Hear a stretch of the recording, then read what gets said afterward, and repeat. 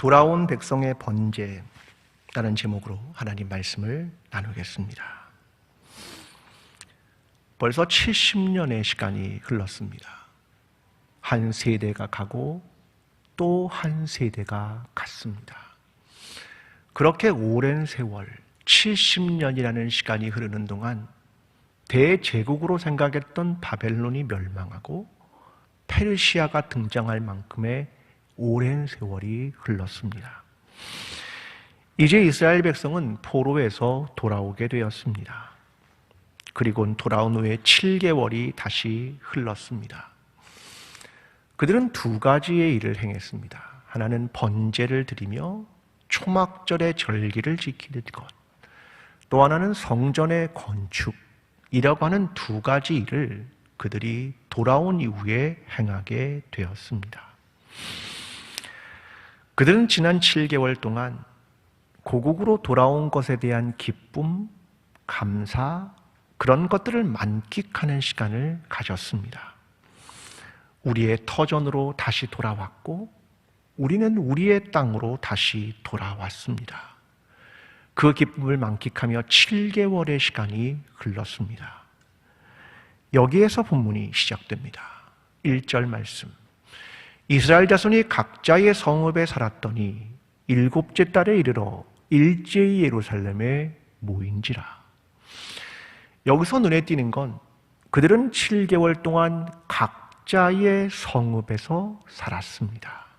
그런데 7개월이 지난 이후에 일제히 예루살렘에 모였습니다. 이 두 가지가 대비되어 있습니다. 각자의 성읍, 일제히 예루살렘에 모였다. 여러분은 오늘 저와 여러분도 각자의 삶을 살다가 오늘 주님의 날 일제히 모인 것 아니겠습니까? 도대체 왜 우리는 모인 것이고 그들은 왜 일제히 모인 것입니까? 그 이유를 2절에 설명합니다. 요사닥의 아들 예수아와 그의 형제 제사장들과 스알디엘의 아들 스룹바벨과 그의 형제들이 다 일어나 이스라엘 하나님의 제단을 만들고 하나님의 사람 모세의 율법에 기록한 대로 번제를 그 위에서 드리려 할세. 그들이 돌아와서 한 것은 하나님의 제단을 만들고 번제를 드렸다. 오늘 말로 하면 예배를 드렸다라고 하는 것입니다. 그들이 함께 모여 제사와 예배를 드린 이유가 도대체 무엇입니까? 그들은 7개월 동안 돌아와서 우리가 가나안 땅에 돌아오면 다 될 것이다, 이런 생각을 했겠지요. 이제 바벨론 포로로부터 땅으로 돌아오면 다 될 거라고 생각을 했습니다. 그런데 가만히 생각해 보니 그들이 바벨론의 포로로 끌려가게 된 이유는 그것이 아닙니다. 하나님과의 관계가 깨졌기 때문입니다. 하나님과 하나님의 백성 사이의 관계가 깨져버렸기 때문입니다. 그래서 그들이 하나님을 떠났기 때문에 그들이 지금 바벨론 포로로 끌려간 것이었습니다. 그들이 돌아와야 할 것은 땅이 아닙니다. 그들이 돌아와야 할 것은 하나님과의 관계입니다. 그 하나님과의 관계, 그래서 그들은 번제를 드리고 하나님께 예배를 드림으로 깨어진 하나님과의 관계를 회복하고 싶었던 것입니다. 지난 신년 새벽 기도회 때 아브라함에 대한 이야기를 나눴습니다. 하나님은 아브라함을 부르셨습니다. 내가 내게 지시할 땅으로 가라. 근데 그 땅은 목적지입니다. 하나님이 정말로 원하셨던 복을 주겠다고 하는 내용은 그게 아닙니다. 창세기 12장 2절이 이렇게 말합니다. 내가 너로 큰 민족을 이루고 내게 복을 주어 내 이름을 창대하게 하리니 너는 복이 될지라. 하나님의 복은 뭐냐면 너는 큰 민족을 이룬다. 이 민족이라는 말은 나라라는 말입니다. 나라라는 말은 하나님의 통치와 하나님의 다스림이 있을 것이다. 너는 나의 백성이 되고 나는 너의 하나님이 될 것이다. 이것이 복이다. 하나님은 이것을 말씀하신 것이었습니다. 땅의 소유가 아니라 하나님에 대한 신앙과 하나님과 함께 살아가는 것. 그들이 회복해야 되는 건 뭐냐면 하나님에 대한 신앙. 그들이 회복해야 할 정체성이 뭐냐면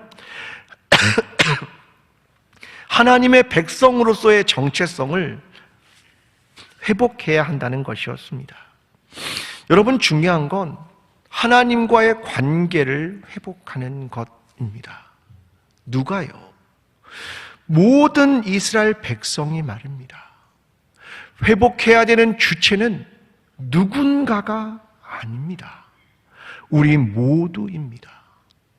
나만의 회복이 아니라 너만의 회복이 아니라 우리 모두와 공동체의 회복이 있어야 된다는 말입니다. 교회의 회복은 일부 사람들의 회복이 아니라 모두의 회복이어야 한다는 겁니다. 그래서 돌아온 이스라엘 백성들이 모두 일제히 예루살렘에 모인지라 이렇게 기록하고 있는 것입니다. 하나님께서 하나님의 백성들에게 원하시는 회복은 모든 사람들이 일제히 나와 하나님과의 관계를 회복하는 것이었습니다. 여러분, 집단 역학에서 무임승차라는 개념이 있습니다. 집단 모두가 힘을 합쳐야 하는데 누군가는 수고를 별로 하고 싶지 않은 겁니다. 그러나 이익과 결과물은 다 공유하고 싶은 겁니다. 이런 개념을 무임승차 이렇게 말합니다. 예를 들면 줄다리기를 할 때나 목봉체조 같은 걸 할 때 선명하게 드러납니다. 나 하나쯤은 당기는 척만 해도 되겠지. 나 하나쯤은 드는 척만 해도 되겠지. 그래도 나무는 올라가고 줄은 당겨질 거야. 그러나 그들 모두는 승리는 얻고 싶고 노력은 하고 싶지 않은 겁니다. 이걸 무임승차 이렇게 말합니다. 여러분, 무임승차는 공동체가 되지 못하게 하는 아주 위험한 것입니다. 교회가 회복될 때 무임승차하려 하지 마십시오. 함께 고통하며 함께 아파하십시오. 함께 기도하며 함께 예배의 자리로 나오십시오. 교회의 첫 번째 개념은 함께라고 하는 개념입니다. 로마서 12장 15절은 이렇게 말합니다. 즐거워하는 자들과 함께 즐거워하고 우는 자들과 함께 울라. 여러분, 거리감을 두려워하지 마십시오. 나는 제3자가 된 것처럼 생각하지 마십시오. 나는 그것을 조망하고 있다고 생각하지도 마십시오. 예배 자리에서 이탈하지도 마십시오. 그리고 나는 광주제일교회 성도라고 생각하지 마십시오.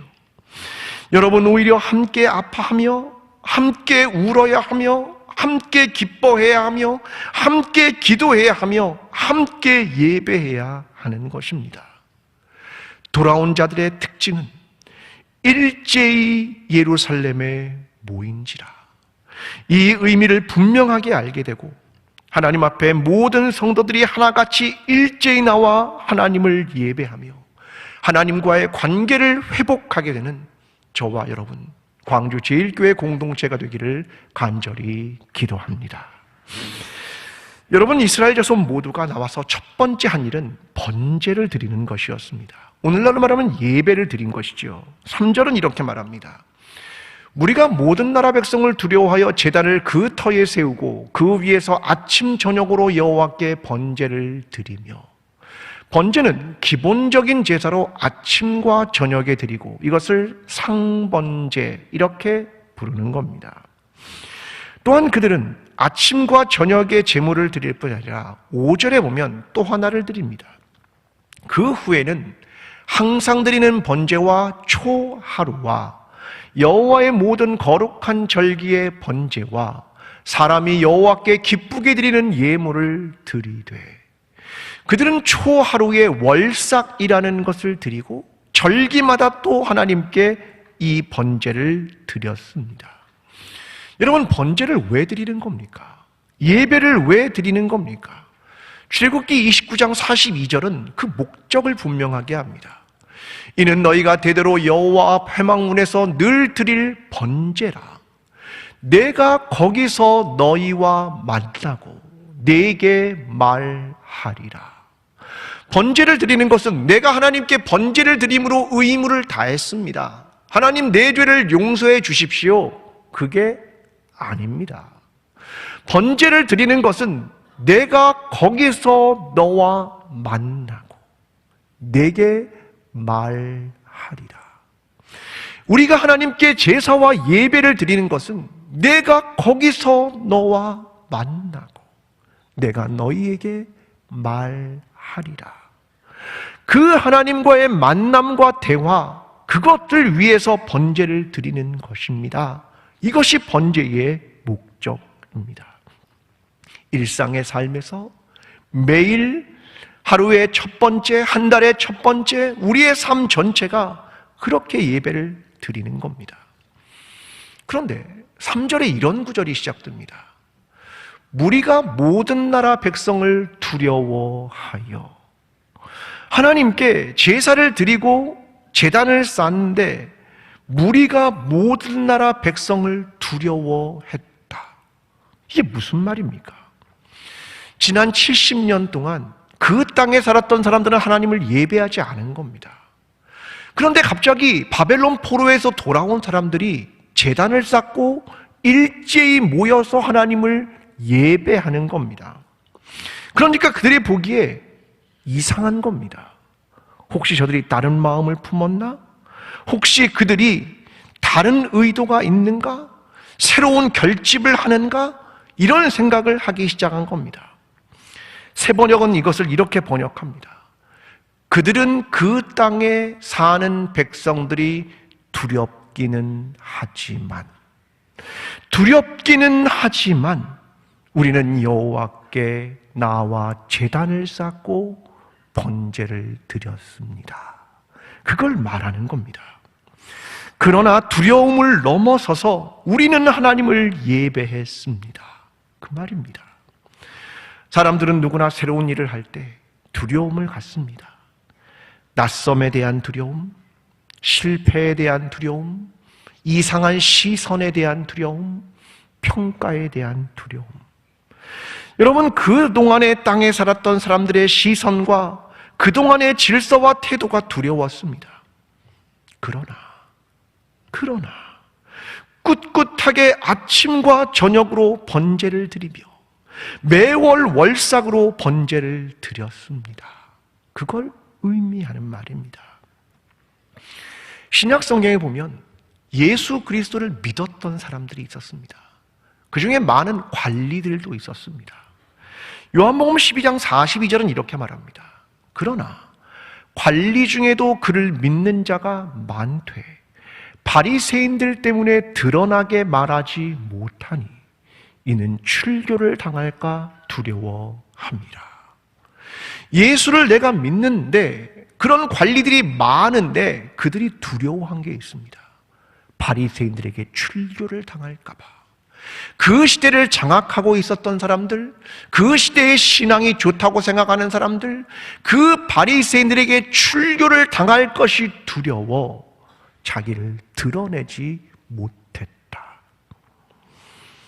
그 다음 구절은 그들의 행위를 이렇게 해석합니다. 그들은 사람의 영광을 하나님의 영광보다 더 사랑하였더라. 그들이 예수 그리스도를 믿으면서도 그것을 두려워 드러내지 못한 것을 이렇게 표현하는 겁니다. 사람의 영광을 하나님의 영광보다 더 사랑하였더라.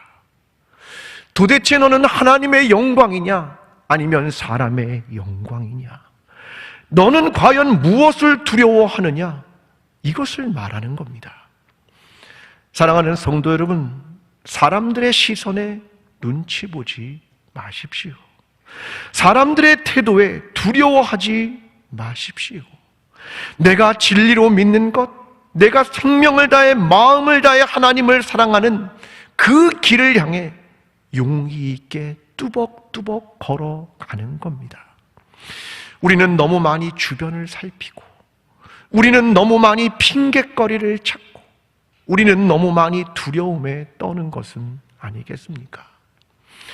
예수님은 큰 파도 앞에 두려워 떠는 제자들 앞에 바다를 걸어오시면서 이렇게 말씀하셨습니다. 내니 두려워하지 말라. 내니 두려워하지 말라. 여러분, 그 다음의 결과를, 그 다음 절이 이렇게 기록합니다. 21절. 이에 기뻐서 배로 영접하니 배는 곧 그들이 가려던 땅에 이르렀더라.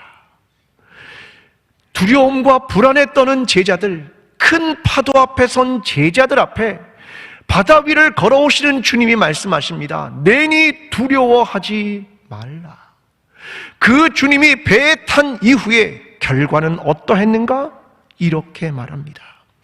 그들이 가려던 땅에 이르렀더라. 여러분, 이것이 성경이 우리에게 보여주고 있는 것입니다. 두려움 없는 신앙. 오늘도 진리를 향하여 두려움 없이 일상의 삶에서 하나님을 예배하며 하나님만을 섬기며 예수 그리스도만을 주로 고백하는 두려움 없는 신앙으로 나아가는 저와 여러분의 신앙이 되기를 간절히 기도합니다. 여러분, 돌아온 이스라엘 백성에게 하나의 과제가 남아 있었습니다. 바로 성전의 건축이었습니다. 본문은 아직이다, 미처 그 지대를 놓지 못했다, 이렇게 기록합니다. 성전의 건축은 2년 둘째 달부터 시작이 됩니다. 이제 6절의 말씀입니다. 7째 달 초하루부터 비로소 여호와께 번제를 드렸으나 그때 여호와의 성전지대는 미처 놓지 못한지라. 이 말은 아직 그런 말입니다. 그들은 준비하고는 있었습니다. 7절은 이렇게 말합니다. 이에 석수와 목수에게 돈을 주고 또 시돈 사람과 두로 사람에게 먹을 것과 마실 것과 기름을 주고 바사왕 고레스의 명령대로 백향목을 레바논에서 요빠 해변까지 운송하게 하였더라. 시도와 두론 사람들, 그들에게 백향목을 운송하게 하고 목재를 가져오는 준비는 합니다. 그러나 아직 여호와의 성전 지대는 놓지 못한지라, 이렇게 기록합니다. 여러분, 하나님 나라에 대한 20세기 신학의 위대한 발견이 하나 있습니다. 하나님 나라는 무엇인가? 신학자들은 이렇게 말합니다. 하나님의 나라는 이미와 아직 사이에 놓여 있습니다. 하나님의 나라는 이미와 아직 사이에 있다. 이 발견입니다. 여러분, 예수님께서 하나님의 나라를 선포하셨죠. 첫 번째 하신 말씀이 이겁니다. 회개하라, 천국이 가까이 왔느니라. 천국, 하나님 나라에 대한 이야기를 첫 번째로 하셨습니다. 그럼 질문이 이것입니다. 하나님 나라는 도래했습니까? 마태복음 12장 28절에 주님 이런 말씀하십니다. 그러나 내가 하나님의 성령을 힘입어 귀신을 쫓아내는 것이면 하나님의 나라가 이미 너희에게 임하였느니라. 내가 예수의 이름으로 귀신을 쫓아낸다. 그러면 하나님의 능력, 하나님의 나라 너희에게 임했다. 이미 임했다. 그런 말입니다. 여러분, 그런데 솔직히 보면 우리가 살아가는 세상은 여전히 악이 존재하고 교회는 완성되지 않았습니다. 여러분, 그러므로 하나님 나라는 아직 아닙니까? 어쩌면 우리는 이미와 아직 사이에서 살고 있는 겁니다. 우리는 이런 질문을 하곤 합니다. 교회는 하나님의 나라입니까? 여러분도 똑같은 질문을 하시겠죠. 여러분 보시기에 교회는 하나님의 나라입니까? 아니요. 교회 안에도 여전히 죄악된 부분이 많고 잘못된 부분이 많이 있습니다. 그래서 어떤 사람들은 이렇게 말합니다. 죄인들의 공동체. 전 이것도 틀렸다고 생각합니다. 이것은 우리를 합리화하는 겁니다. 여러분, 교회는 완전하지 않지만 계속해서 그 안에 온전함을 이루기 위해 씨름해가는 공동체이고, 계속해서 그리스도가 우리의 주님이라는 것을 증거하는 공동체이고, 계속해서 하나님을 계시하는 공동체이고, 계속해서 하나님의 나라를 향해 걸어가는 공동체, 그게 교회입니다. 만약 교회가 세상과 다르지 않다면 교회엔 소망이 없는 겁니다. 여러분, 단 한 번의 사건으로 교회 전체를 판단하지 마십시오. 단 한 사람을 보며 교회 전체를 결정지으려 하지도 마십시오. 교회는 세상으로부터 부름받은 공동체, 구원받은 공동체입니다. 이것은 이미라고 하는 뜻입니다. 이미 구원받은 공동체입니다. 그러나 아직 완성을 향해 길을 가는 공동체입니다. 우리는 세상을 향해 파송되는 공동체, 그러나 아직 다 이루지 못한 공동체라는 말입니다. 교회는 이미에 머물러 있으면 안 됩니다. 아직을 향해 또 길을 가야 하는 겁니다. 여러분, 다른 말로 교회는 교회 자신을 위해 존재하지 않는다는 말입니다. 내가 구원받은 것, 그것을 기쁨을 누리는 것, 그것에 머물러 있고 우리끼리 그것에 도취되어 있으면 안 된다는 겁니다. 그런 교회는 이미 여기에 머물러 있는 것입니다. 교회는 아직을 향해 길을 걸어가는 겁니다. 세상을 향한 하나님의 활동, 하나님의 움직임, 하나님의 사역을 행하는 것, 이것이 교회입니다. 그런데 오늘날 교회는 자기 자신을 위해 존재하는 것처럼 생각하고 자기 만족을 행하는 순간 교회는 타락하는 것입니다. 이스라엘이 바벨론 포로로 가게 된 것이 바로 그것 때문입니다. 가나안 땅에 들어왔으니 다 되었다. 자기 스스로 만족한 겁니다. 그리고 세상에 대해 배타적이고 자기 자신만 깨끗하면 되고 세상을 향해 하나님을 증거하지 않았기 때문에 그들은 바벨론 포로로 끌려간 것이었습니다. 여러분, 교회는 자기 자신을 위해 존재하는 이기적인 집단이 아닙니다. 세상의 사람들, 그들의 구원을 위해 오늘 길을 떠나야 하는 공동체라는 것입니다. 우리가 자주 착각하는 것이 있습니다. 여러분, 교회를 누가 세웠습니까? 교회를 누가 세웠습니까? 사람들은 그것을 예수님이 세우지 않았는가? 천만의 말씀이요. 여러분, 예수님이 교회를 세웠습니까? 여러분, 복음서에 예수님이 그렇게 많은 말씀하셨지만 교회라는 단어가 단 2번밖에 등장하지 않습니다. 오히려 복음서에 하나님 나라라는 말은 수백 번이 등장하고 있습니다. 여러분, 주님께서 원하셨던 건 뭐냐면 교회 자체가 아니라 하나님 나라입니다. 여러분, 우리는 질문을 바꿔야 합니다. 여러분, 교회를 꿈꾸십니까? 아니요. 질문이 틀렸습니다. 질문은 이렇게 돼야 됩니다.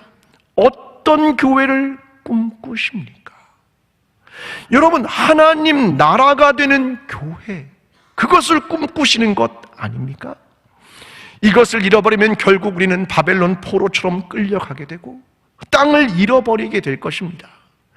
여러분, 돌아온 백성들은 다시 하나님께 나와 번제와 초막절을 지키고 하나님과의 관계를 회복하고 하나님의 통치 가운데 머물려 하고 하나님의 나라를 회복하고 싶었던 것이 그들이 돌아와서 했던 몸부림이었습니다.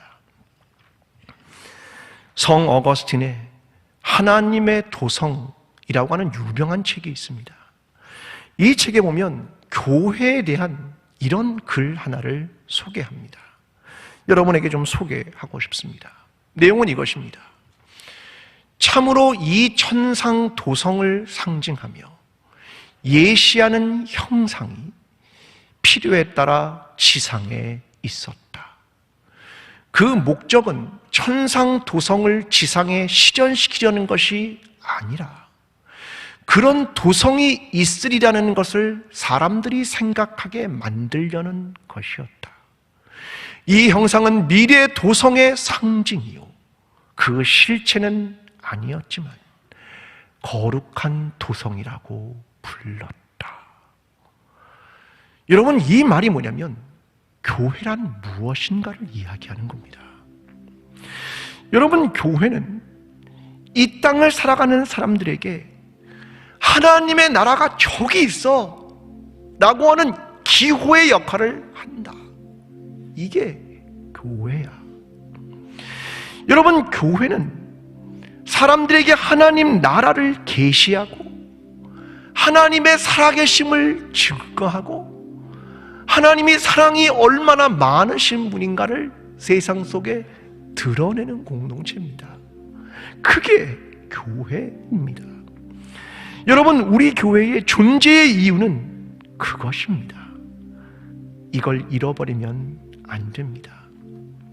그러나 오늘날 교회의 현실은 부족함과 실패투성이입니다. 여러분, 그러나 우리의 삶의 부족함과 실패투성이가 있을지라도 우리는 끝까지 존재의 이유를 붙들어야 합니다.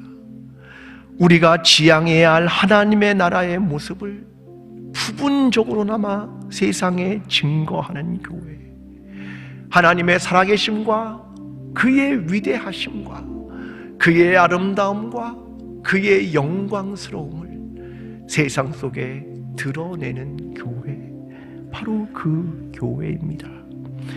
저와 여러분이 섬기는 광주제일교회가 이 땅에 하나님의 나라를 증거하는 교회로, 하나님의 나라를 지시하는 기호로 오늘도 한 걸음 한 걸음 변화되어 아직은 다 이루지 못했지만 그 도상 위에서 사람들이 우리를 보며 당신들은 거룩한 도성입니다, 그렇게 이야기할 만한 하나님의 교회, 하나님의 나라가 되는 교회가 되는 저와 여러분이 되기를 간절히 축원합니다. 사랑하는 광주질교회 성도 여러분, 일제히 하나님 앞으로 나아오십시오. 함께 모여 하나님을 예배하며 하나님과의 관계를 회복하십시오. 일상에서 번제를 드리듯 하나님을 예배하며 하나님을 만나며 하나님의 음성을 들으십시오. 다른 것들을 두려워하지 마십시오. 그리고 이미 시작된 구원과 복음을 붙들며 오늘의 삶에서 끊임없이 하나님의 나라를 증거하는 그리스도인과 교회가 되십시오. 이 교회의 사명을 잃지 마십시오. 그 방향을 잃지 않는 길에서 주님은 우리 모두와 함께 하실 것입니다. 이제는 우리를 위해 자기를 버리신 예수 그리스도의 십자가의 은혜와 하나님의 경륜 속에 흔들림 없이 삶을 붙드시는 하나님 아버지의 사랑과 오늘도 우리의 여정 속에 함께 하시는 성령님의 인도하심이 다시 돌아온 백성이 드린 번제와 회복을 보며 교회로서 거룩한 하나님의 나라를 회복하기를 소원하는 모든 예배자들과 광주제일교회 위에 지금부터 영원까지 함께 하시기를 간절히 축원하옵나이다. 아멘.